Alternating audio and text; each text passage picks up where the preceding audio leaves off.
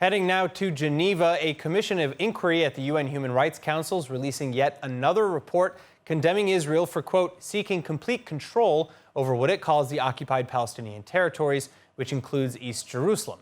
The United States, 21 other countries, and at least half a dozen NGOs condemning the report and the HRC itself, however, for its persistent and disproportionate discrimination against Israel. Joining me to discuss is former Israeli ambassador to the United Nations and chair to the World Likud, Danon. Ambassador, it's great to have you with us. Thank you so much. Thank you for having me.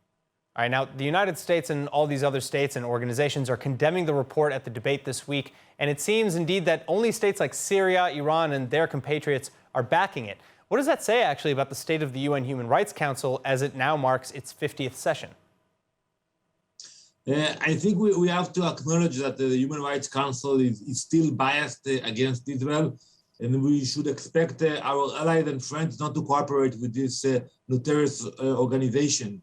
I think the US should decide whether they continue to fund this organization, whether they continue to participate in the game. You know, when I worked together with Ambassador Nikki Haley, I recommended that the US should pull out from the organization, and that was the decision they took. The new administration decided to come back, to become active, and I think they should reconsider their position.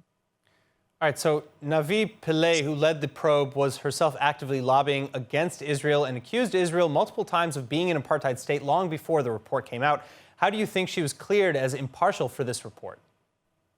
Well, it's not the first time. You know, whenever the Human Rights Council has to deal with Israel, they choose, you know, from the beginning, the worst candidates for those positions. They choose those who have track record of bashing Israel, of blaming our soldiers in the IDF for committing atrocities. They always choose those guys because they want to make sure that the outcome will be hostile to Israel.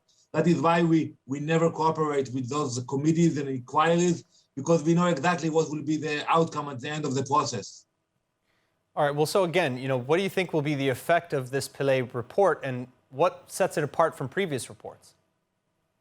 Well, I think they will continue to promote the report. We know that the Palestinians continue to conduct diplomatic terrorism against Israel.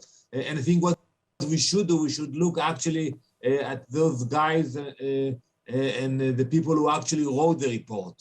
You know, we should investigate the investigators. And if we do that, we will find out that they are biased. They come with a clear agenda against Israel, and they are not looking to find the truth about what's really happening in the region.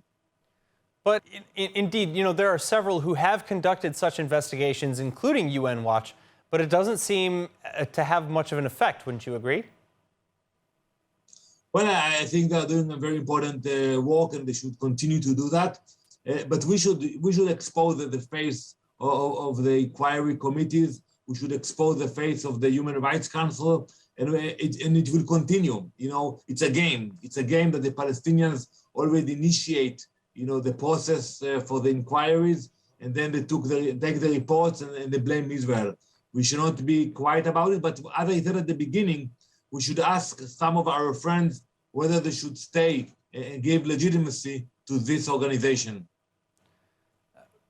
Many people have also argued that Israel is being too defensive and too reactionary when it comes to these types of reports.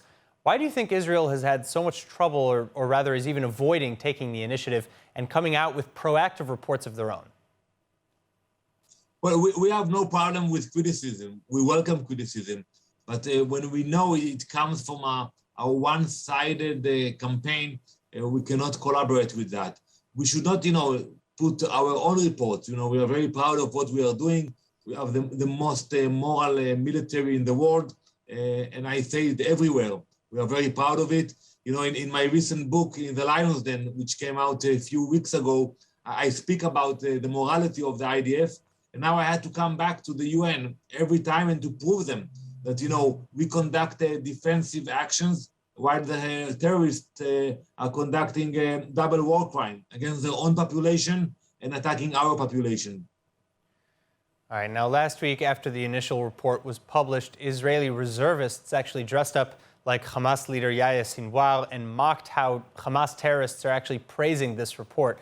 What are your opinions of such displays as opposed to arguably more respectful protestations like those brought up by UN Watch and other allies?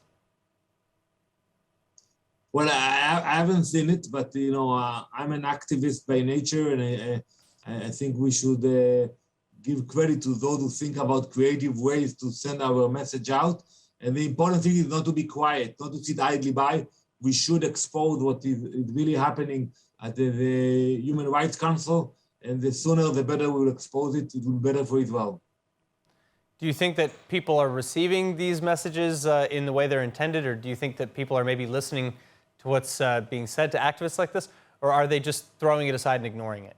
Well, in general, I think the public, is not putting too much attention to the reports themselves and to the reaction to the reports, which is not bad. I think because I have so many reports, so it's not news anymore. All right, Ambassador Danon, thank you so much again for joining us. Thank you very much.